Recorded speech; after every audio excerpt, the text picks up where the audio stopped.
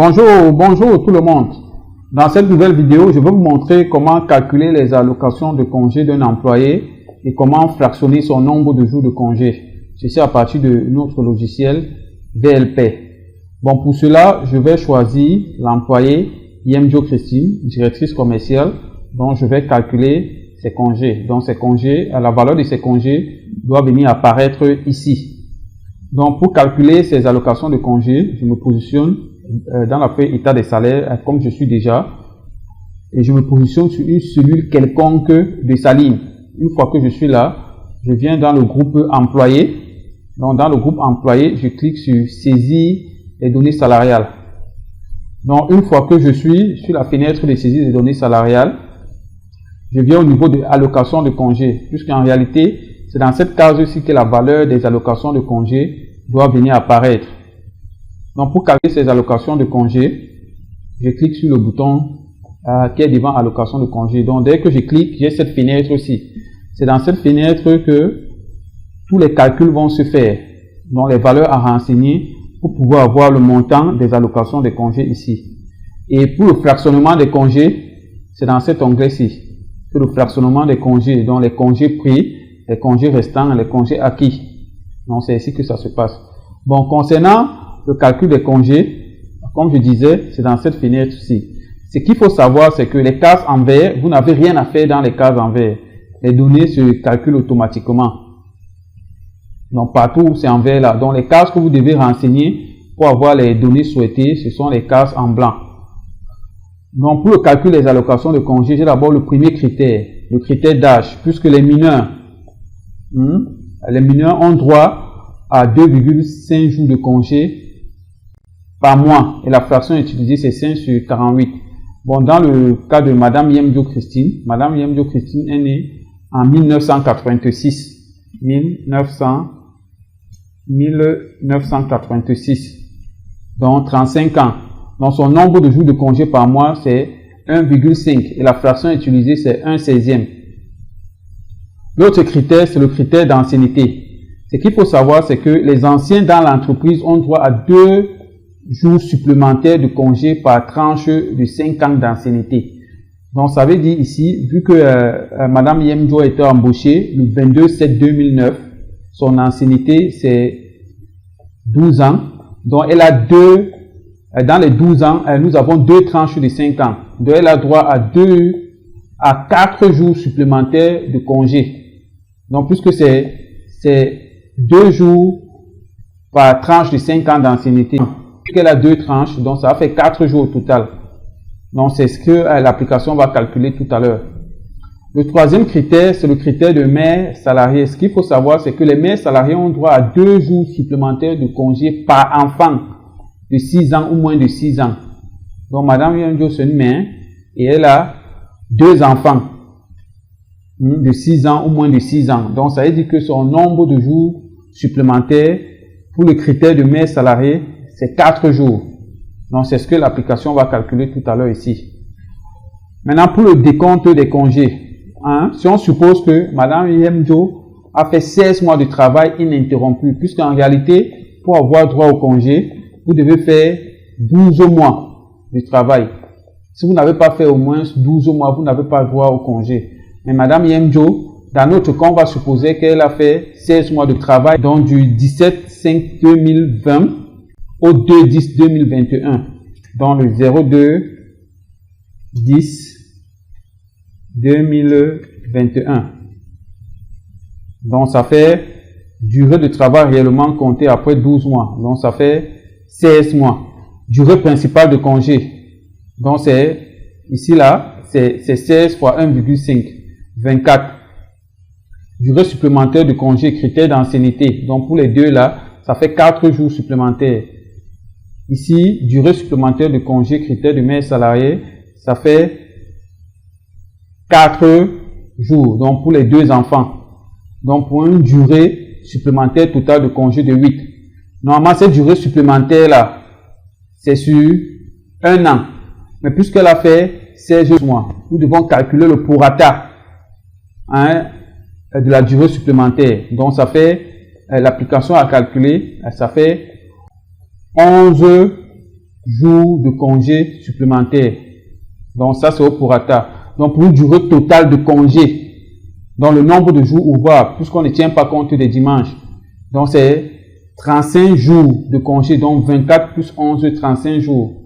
Donc ça veut dire que la date initiale de retour en congé, donc si on suppose que la date de départ en congé c'est le 2-10-2021, donc la date initiale de retour en congé, après les 35 jours là, c'est le 12-11-2021. S'il y a les fériés entre ces deux dates-ci, vous devez les marquer ici là pour avoir la date effective de retour des congés. S'il n'y a pas de férié, la date initiale de retour en congé, la date effective de retour en congé reste la même date. Donc, nous venons de calculer la durée totale de congé, la date de départ et la date de retour. Donc, ce sont ces deux dates qui doivent apparaître sur les bulletins de paie. Donc, date de départ et date de retour après 35 jours. Maintenant, pour le calcul des allocations de congé, donc nous avons besoin ici du salaire des 12 derniers mois.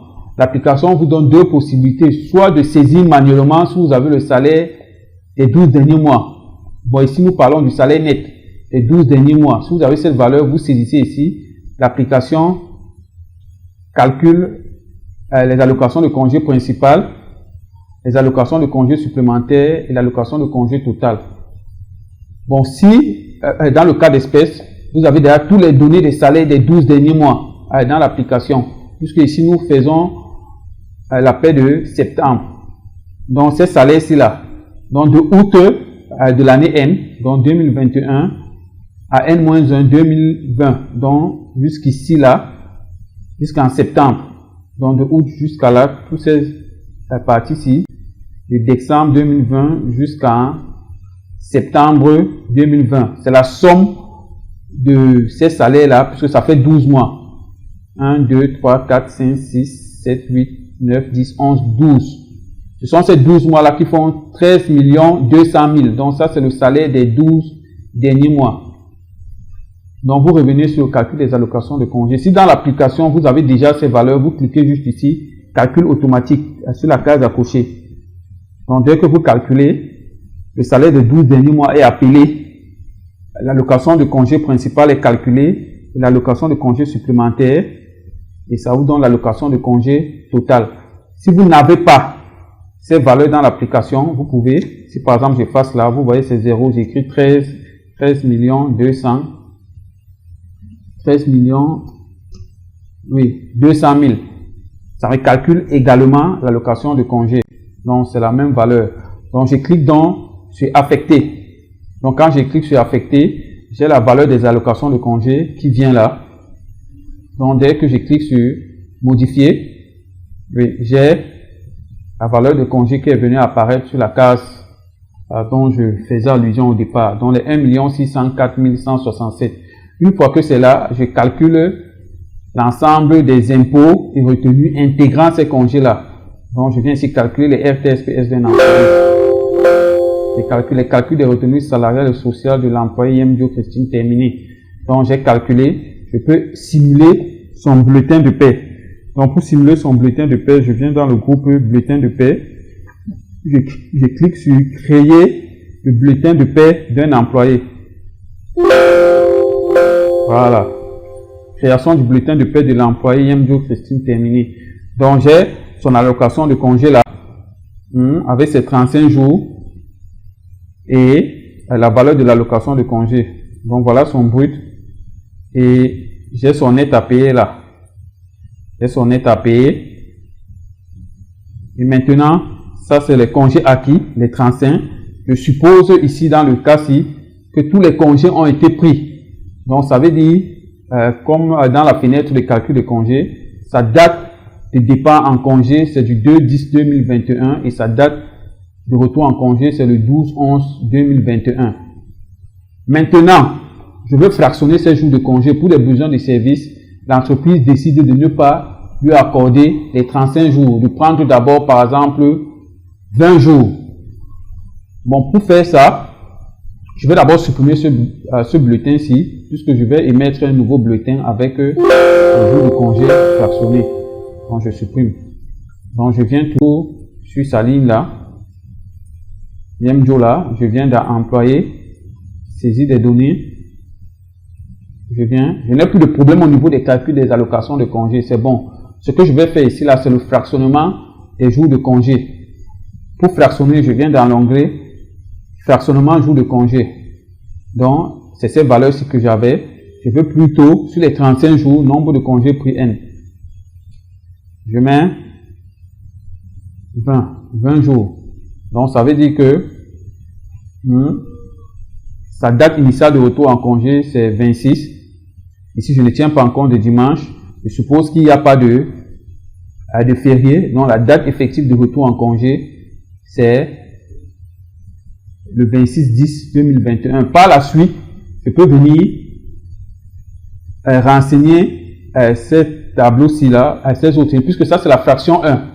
Et je peux venir là, pour les nombres de jours, je peux venir prendre ici la fraction, par exemple, 2, 10 jours, et la fraction 3 jours. Et avant cela, je vais renseigner les dates de départ pour les différentes fractions. Je peux également faire la même chose. Si au cours de l'année antérieure, l'employé n'avait pas pris tous ses congés, je peux venir également ici la fractionner, mais c'est pas ce que nous allons voir dans cette vidéo. Donc ici, nous allons nous attarder sur les 20 jours pris, sur les 35 jours. Donc, j'ai derrière ce tableau-ci. Donc, le nombre de jours de congés acquis, c'est 35 jours. Et les congés pris, c'est 20. Donc, il reste 15 jours. Donc, une fois que c'est bon là, dès qu'elle fait mon fractionnement, donc la nouvelle date de retour en congé, c'est le 26/10/2021. Donc, une fois que c'est bon là, je ferme. Je mets à nouveau mon bulletin de paie pour voir si le fractionnement a été pris en compte. Donc, je viens ici là, créer le bulletin de paie d'un employé. Donc, pour cela, je me positionne sur une cellule, sur sa ligne, pour venir cliquer sur le bouton. Créer le bulletin de paie d'un employé. Je clique là. Voilà. Donc, vous voyez, j'ai toujours ces 35 jours et le reste. Maintenant, je reviens sur le compteur de congés. Je vois effectivement que sur les 35 jours acquis, le nombre de jours de congés pris, c'est 20 jours. Le nombre de jours de congés restants pour une autre période, c'est 15 jours. Donc, c'est ça. Donc, la date de départ en congé, ça reste toujours le 2/10/2021. Et la nouvelle date de retour en congé pour les 20 jours pris, c'est le 26/10/2021. Donc, je peux procéder de la même façon lorsqu'il y a le nombre de jours restants pour l'année antérieure. Donc, le tableau de fractionnement de congé nous permet également de fractionner, d'ajouter au nombre de jours de congé N, le nombre de jours de congé pris l'année antérieure. Et les dates doivent venir apparaître ici. Ok, merci d'avoir suivi cette vidéo et à très bientôt pour les prochaines